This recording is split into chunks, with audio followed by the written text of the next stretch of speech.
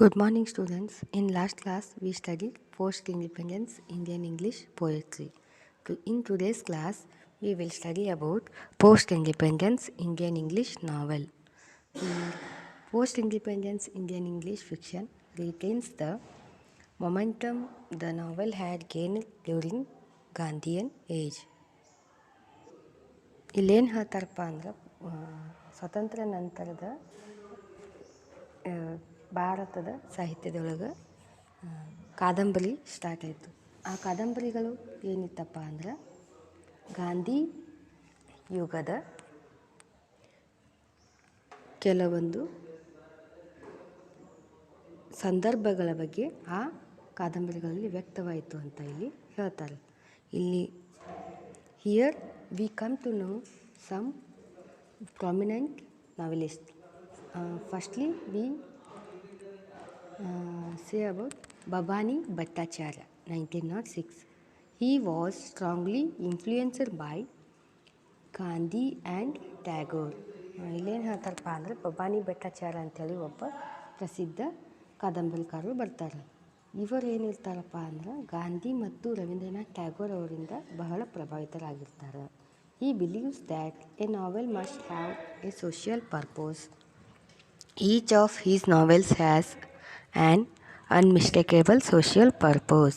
ಇವ್ರೇನು ಹೇಳ್ತಾರಪ್ಪ ಅಂದ್ರೆ ಪ್ರತಿಯೊಂದು ಕಾದಂಬರಿಯು ಏನು ಇರ್ತಿತ್ತಪ್ಪ ಅಂದ್ರೆ ಸಾಮಾಜಿಕ ಆಶಯವನ್ನು ಹೊಂದಿರ್ತದೆ ಅಂತ ಹೇಳ್ತಾರೆ. ಆಮೇಲೆ ಇವರ ಕಾದಂಬರಿಗಳ ಒಳಗೂ ಸಾಮಾಜಿಕ ಆಶಯ ಬಗ್ಗೆ ಬರೀತಾರೆ ಇವರು ಅಂತ ಹೇಳ್ತಾರೆ. His chief weakness is presenting to neat and machine made contracts and to settle for easy romantic solution.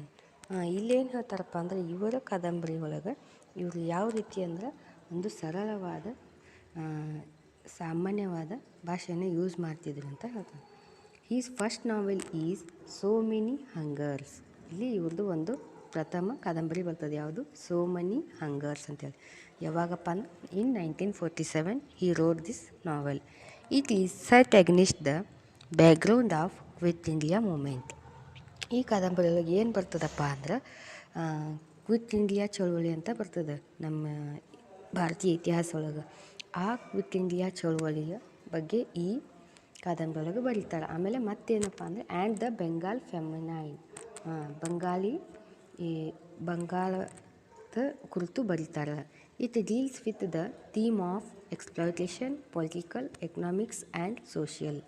ಇಲ್ಲೇನಪ್ಪ ಅಂದರೆ ಈ ಕಾದಂಬರಿಯ ಥೀಮ್ ಏನಿರ್ತೈತಪ್ಪ ಅಂದ್ರೆ ಬ್ರಿಟಿಷರು ಭಾರತೀಯರನ್ನ ಯಾವ ರೀತಿ ಶೋಷಣೆ ಮಾಡಿದರು, ಆಮೇಲೆ ರಾಜಕೀಯ ಪರಿಸ್ಥಿತಿ ಹೆಂಗಿತ್ತು, ಆರ್ಥಿಕ ಪರಿಸ್ಥಿತಿ ಹೆಂಗಿತ್ತು, ಸಾಮಾಜಿಕ ಪರಿಸ್ಥಿತಿ ಹೆಂಗಿತ್ತು ಅನ್ನೋದು ಈ ಕಾದಂಬರಿಯೊಳಗೆ ಬರ್ತದೆ.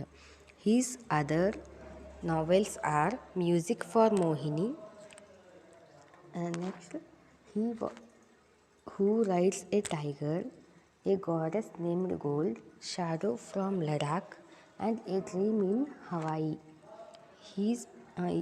ಇವು ಏನಪ್ಪ ಅಂದರೆ ಇವರ ಕಾದಂಬರಿಗಳು ಇರ್ತವೆ. His best novel is he who rides a tiger. ಇಲ್ಲಿ ಇವ್ರದ್ದು ಒಂದು ಪ್ರಮುಖ ಕೃತಿ ಯಾವುದಪ್ಪ ಅಂದರೆ he who rides a tiger ಅಂತ ಬರ್ತದೆ. It task many serious questions through and observing narrative with ironical element ಅಂತ ಹೇಳ್ತಾರೆ. Bhattacharya's fiction has been translated into more than a dozen European language.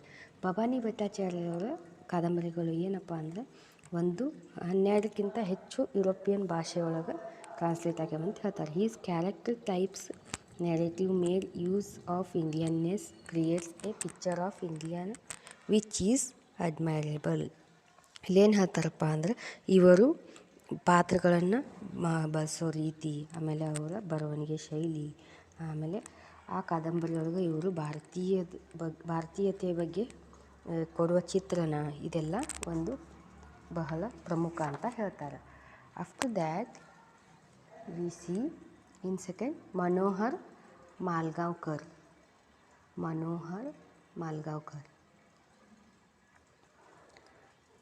He is a realist who believes that art has no purpose except to tell a story. ಇಲ್ಲೇನು ಹೇಳ್ತಾರಪ್ಪ ಅಂದರೆ ಮನೋಹರ್ ಮಾಲ್ಗಾಂವ್ಕರ್ ಅವರು ಇವರು ಕಲೆ ಅನ್ನೋದೇನಪ್ಪ ಅಂದ್ರೆ ಬರೀ ಕಥೆಯನ್ನು ಹೇಳುವುದು ಅಂಥೇಳಿ ಇವರು ಅಂತಿರ್ತಾರೆ. ಅದನ್ನು ಬಿಟ್ಟು ಏನೂ ಇಲ್ಲ. He retired army officer. He began his career with distance drum. ಇಲ್ಲೇನು ಹೇಳ್ತಾರಪ್ಪ ಅಂದರೆ ಇವರು ಒಬ್ಬ ರಿಟೈರ್ಡ್ ಆರ್ಮಿ ಆಫೀಸರ್. ಇವರು ತಮ್ಮ ವೃತ್ತಿ ಜೀವನವನ್ನು ಹೆಂಗೆ ಪ್ರಾರಂಭ ಮಾಡಿದ್ರು ಅಂದರೆ ಡಿಸ್ಟೆಂಟ್ ಡ್ರಮ್ ಅಂತೇಳಿ ಒಂದು ಕಾದಂಬರಿ ಮೂಲಕ ಮಾಡಿದರು. ಇವರ ಕೆಲವೊಂದು his other novels are combat of shadows, the princess and a bend in the Ganges, the devil wind. These are his famous novels. Malgavkar novels are neatly constructed and interestingly told narrative, but he present a limited view of life and human nature.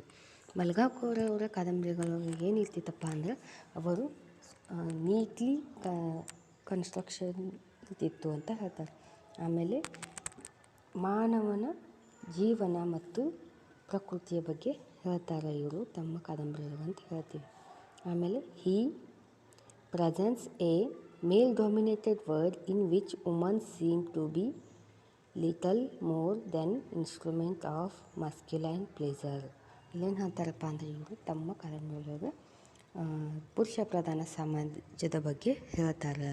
ಆಮೇಲೆ ಈ ಪುರುಷ ಪ್ರಧಾನ ಸಮಾಜದೊಳಗೆ ಮಹಿಳೆ ಏನಿದ್ಲಪ್ಪ ಅಂದ್ರೆ ಬರೀ ಒಂದು ಆಟದ ವಸ್ತುವಾಗಿದ್ಲು, ಆ ರೀತಿ ಇತ್ತು ಅಂತೇಳಿ ಅದನ್ನ ಹೇಳ್ತಾರೆ. ಆಮೇಲೆ next after that Khushwant Singh. He's first novel train to Pakistan speaks of impact of partition on A small village on the ಇಂಡೋ-ಪಾಕಿಸ್ತಾನ್ border. ಇಲ್ಲೇನು ಹೇಳ್ತಾರಪ್ಪ ಅಂದರೆ ಖುಷ್ವಂತ್ ಸಿಂಗ್ ಬರ್ತಾರೆ ನೆಕ್ಸ್ಟ್. ಇವ್ರದ್ದು ಫಸ್ಟ್ ನಾವೆಲ್ ಯಾವುದು ಅಂದರೆ ಟ್ರೈನ್ ಟು ಪಾಕಿಸ್ತಾನ್. ಇದು ಏನು ಹೇಳ್ತದಪ್ಪ ಅಂದ್ರೆ ಇಂಡಿಯಾ ಪಾಕಿಸ್ತಾನ ಪಾರ್ಟಿಷನ್ ಆದಾಗ ಒಂದು ಸಣ್ಣ ಹಳ್ಳಿ ಇರ್ತದೆ ಆ ಬಾರ್ಡ್ರಿಗೆ, ಇಂಡಿಯಾ ಪಾಕಿಸ್ತಾನ್ ಬಾರ್ಡ್ರಿಗೆ. ಆ ಹಳ್ಳಿ ಮೇಲೆ ಏನು ಪ್ರಭಾವ ಆಯಿತು. ಆಮೇಲೆ his other novels are I shall not hear the nightingale, wood of spring and the sale of an island. His novels have a rural background. His style is hard, vigorous, and he uses colorful Punjabi words. ಇವರ ಕಾದಂಬರಿ ಯಾವ ರೀತಿ ಇರ್ತಿತ್ತು ಅಂದರೆ ಹಳ್ಳಿಯ ಜೀವನದ ಬಗ್ಗೆ ಇರ್ತಿತ್ತು. ಆಮೇಲೆ ಇವರ ಕಾದಂಬರಿ ಈ ಬರೆಯೋ ಶೈಲಿ ಹಾರ್ಡಾಗಿರ್ತಿತ್ತು. ಆದ್ರೂ ಇವರು ಪಂಜಾಬಿ ಭಾಷೆಯನ್ನು ಇದರಲ್ಲಿ ಯೂಸ್ ಮಾಡ್ತಾರೆ ಇವ್ರ ನಾವೆಲ್ಸಲ್ಲಿ ಅಂತ ಹೇಳ್ತೀವಿ. His novels contains an element of ಐರನಿಯನ್ನು ಇವರು ನಾವೆಲ್ಸ್ ಒಳಗೆ ಯೂಸ್ ಮಾಡ್ತಿದ್ರು ಅಂತ ಹೇಳ್ತೀವಿ. After that we see Balachandra Rajan. He uses both realism and fantasy in his novels. His novels are the dark dancer and too long in the west. His realism is less social than psychological. His style matches with the tone of his narrative, but unfortunately he has written only 2 novels and has not any more fiction. ಇಲ್ಲೇನು ಹೇಳ್ತಾರಪ್ಪ ಅಂದ್ರೆ ಬಾಲಚಂದ್ರ ರಾಜನ್ ಇವರು ಏನು ಮಾಡ್ತಾರಂದ್ರೆ ಅವರ ಕಾದಂಬರಿಯೊಳಗೆ ವಾಸ್ತವತೆ ಮತ್ತು ಫ್ಯಾಂಟಸಿಯನ್ನು use ಮಾಡ್ತಾರಂತ ಹೇಳ್ತೀವಿ. ಇವ್ರ ನಾವೆಲ್ ಯಾವಂದ್ರೆ the dark dancer, too long in the west. ಆಮೇಲೆ ಅವರ ಕಾದಂಬರಿಯೊಳಗೆ ಆ ವಾಸ್ತವವಾದ ಮತ್ತು ಸಾಮಾಜಿಕ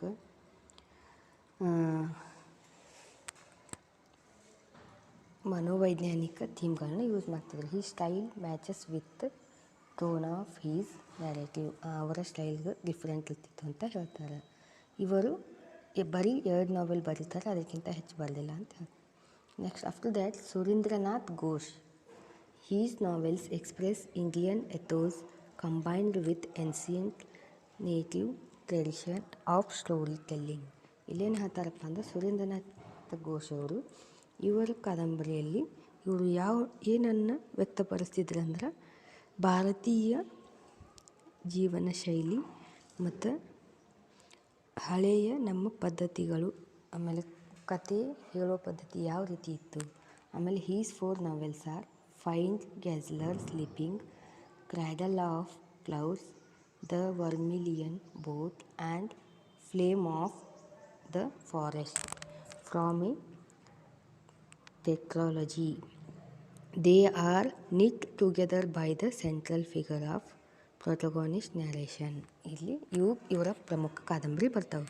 Ghosh employees the ancient Sanskrit device of framing story with tales told by different characters. Most of these tales are illustrative. ಇಲ್ಲೇನು ಹೇಳ್ತಾರಪ್ಪ ಅಂದ್ರೆ ಇವರು ಕಾದಂಬರಿ ಹಳೆಯ ಸಂಸ್ಕೃತ ಲ್ಯಾಂಗ್ವೇಜ್ ಒಳಗೆ ಇರ್ತಿತ್ತು, ಅವರು ಆ ರೀತಿ ಬರೀತಿದ್ರು ಅಂತ ಹೇಳ್ತೀವಿ. ಆಮೇಲೆ ಇವರು ಬೇರೆ ಬೇರೆ ಪಾತ್ರಗಳನ್ನ ಯೂಸ್ ಮಾಡಿ ಬರೀತಿದ್ರು. Most of these tales are illustrative. These tales are from ancient epics, Puranas, legends and folklore. ಅವರ ಕಾದಂಬರಿಗಳು ಎಲ್ಲಿಂದ ಇರ್ತಿದ್ವು ಅಂದರೆ ಹಳೆಯ ಮಹಾಕಾವ್ಯಗಳು, ಪುರಾಣಗಳು, ದಂತಕಥೆಗಳು, ಆಮೇಲೆ ಜನಪದ ಕಥೆಗಳಿಂದ ಇರ್ತಿದ್ವು. Example Indra, Krishna, Buddha, Akbar, Jahangir, Vikramaditya telling the tales. ಯಾವ ರೀತಿ ಅಂದರೆ ಕೃಷ್ಣ, ಬುದ್ಧ, ಅಕ್ಬರ್, ಜಹಾಂಗೀರ್ ಇವರು ಕತೆ ಹೇಳೋ ಥರ ಇರ್ತಿತ್ತು. He mixes prose and words. ಇವರು ಗದ್ಯ ಮತ್ತು ಪದ್ಯಗಳನ್ನ ಮಿಕ್ಸ್ ಮಾಡಿ ಬರೀತಿದ್ರು. He also introduces song in Bengali. ಇವರು ಕೆಲವೊಂದು ಬೆಂಗಾಳಿ ಹಾಡುಗಳನ್ನು ಬರೆದಾರೆ. Thus his novels are authentic, fresh and have a charm of their own. ಅದಕ್ಕೆ ಇವರ ಕಾದಂಬರಿಗಳು ಕೆಲವೊಂದು ಡಿಫ್ರೆಂಟ್ ಇರ್ತಿತ್ತು. After that we see G V Desani's all about H hatters. It is an experimental novel in Indian English literature. ಇಲ್ಲೇನು ಹೇಳ್ತಾರಪ್ಪ ಅಂದ್ರೆ all about H ಹ್ಯಾಟರ್ಸ್ ಅಂತೇಳಿ ಒಂದು ನಾವೆಲ್ ಬರ್ತದೆ ಇವ್ರದ್ದು. ಅದು ಏನಪ್ಪ ಅಂದ್ರೆ ಒಂದು ಎಕ್ಸ್ಪೆರಿಮೆಂಟಲ್ ನಾವೆಲ್ ಅಂದ್ರೆ ನಾವು ಎಕ್ಸ್ಪೆರಿಮೆಂಟಲ್ ನಾವೆಲ್ ಅಂತ ಹೇಳ್ತೀವಿ. ಅದು ಯಾವುದು ಇಂಡಿಯನ್ ಇಂಗ್ಲೀಷ್ ಲಿಟ್ರೇಚರ್ ಒಳಗೆ. It is complex in theme and technique. It is a story of the hero's spiritual quest for understanding the meaning of life. It blends the western and Indian narrative forms. ಇದು ಏನು ಬರ್ತದಪ್ಪ ಅಂದರೆ ಪಾಶ್ಚಾತ್ಯ ಮತ್ತು Indian ಸಾಹಿತ್ಯ ಹೆಂಗಿತ್ತು ಬರವಣಿಗೆ ಶೈಲಿ ಅನ್ನೋದು ಇದರಲ್ಲಿ ಬರ್ತದೆ. It is a difficult novel which has been admired and praise. ಇದು ಒಂದು ಡಿಫಿಕಲ್ಟ್ ನಾವೆಲ್ ಅಂತ ಹೇಳ್ತೀವಿ. Arun Joshi. He recurrent theme is alienation. His heroes are self. Theme is alienation. His heroes are self-centered persons prone to self-pity and escapist. They try to move towards a purpose in life and self-fulfillment. In his 3 novels, he had deals with the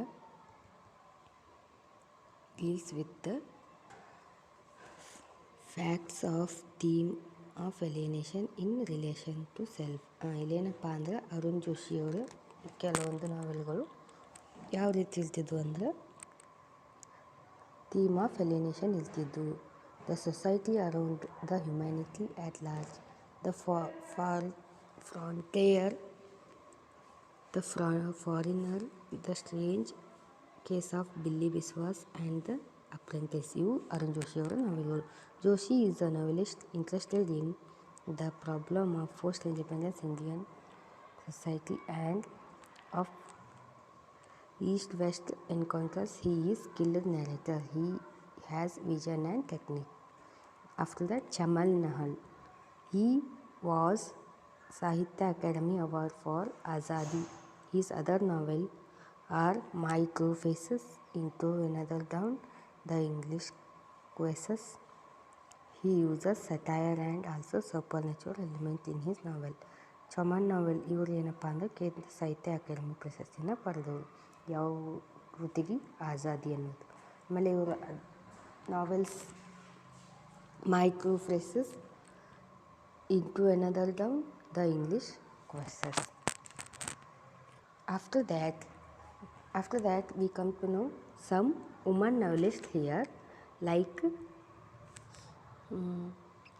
Like the poets, woman novelists to form a seizable and significant school. ಇಲ್ಲೇನಪ್ಪ ಅಂದ್ರೆ ಕೆಲವೊಬ್ಬ ಮಹಿಳಾ ಕಾದಂಬರಿಕಾರರನ್ನು ನೋಡ್ತೀವಿ. ಯಾರಪ್ಪ ಅಂದ್ರೆ ರುತ್ ಬ್ರವರ್ ಜಾಬವಾಲಾ, born of Polish parents in Germany, educated in English. She married an Indian and has lived in India for more than 24 years. Her novels are The Nature of Fashion, The Householder, and Get Ready for Battle. These are his important novels. After that, Kamala Markandeya. She is an expatriate who has been living in England for a number of years. Kamala Markandeya ಇವರೇನಪ್ಪ ಅಂದ್ರೆ ನಮ್ಮ ಭಾರತೀಯರು ಆದರೆ ಇಂಗ್ಲೆಂಡ್ನಲ್ಲಿ ವಾಸವಾಗಿದ್ದರು ಸ್ವಲ್ಪ ದಿನ ಅಂತ ಹೇಳ್ತೀವಿ. Her fictions are a handful rice, the copper dams, the golden honeycomb. After that Nayantara Sahgal. She is regarded as an exponent of political novel. ಇವರೇನಪ್ಪ ಅಂದ್ರೆ ನಯನತಾರಾ ಸೆಹಗಲ್ ಅವರು ರಾಜಕೀಯ ಸಂಬಂಧಿತ ಕೆಲವೊಂದು ಕಾದಂಬರಿಯನ್ನು ಬರೀತಾರೆ. Politics is only one of her two major concern. ಅವರೇನಪ್ಪ ಅಂದ್ರೆ ಕಾದಂಬರಿಯ ಥೀಮ್ ಏನಿರ್ತಿತ್ತಪ್ಪ ಅಂದ್ರೆ ಪೊಲಿಟಿಕ್ಸ್. ಅವ್ರದ್ದು ಯಾವುದಪ್ಪ ಅಂದ್ರೆ a situation in New Delhi, ಆಮೇಲೆ storm in Chandigarh, a day in shadow. These are his novels. After that, Anita Desai. She is the youngest of the major Indian English woman novelists. ಇವರು ಒಬ್ಬ ಪ್ರಮುಖ ಕಾದಂಬರಿಕಾರ್ತಿ ಅಂತ ಹೇಳ್ತೀವಿ. Bye bye black bird, clear light off the day. These are her important novels. So student, in this class we studied about post-independence Indian English novel.